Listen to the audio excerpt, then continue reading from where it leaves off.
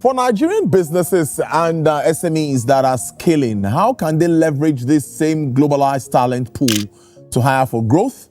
And what lessons can local companies learn from the remote-first policies of global powerhouses about retaining? For Nigerian businesses, the first thing they need to look at is hiring skills, not geography. Because if you look at it, and what has worked is that companies first start with hybrid processes. Hybrid meaning that you have certain days you come to and certain days you can work remotely, so as to be able to test it and build the culture.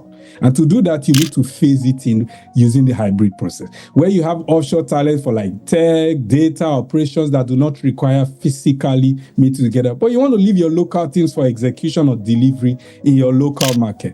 Because remote first companies succeed because they measure outcomes. They don't focus on the amount of hours you're spending. They focus on the value you're able to give. Three things we're seeing that Nigerian SMEs can adopt from remote first thinking is first, reduce your overhead. Because having a physical office, having people there, having a bunch of activities, and I was speaking to an HR leader last week, and one of the key things that was beneficial for them for remote, especially in Nigeria, was the remote model for trainees.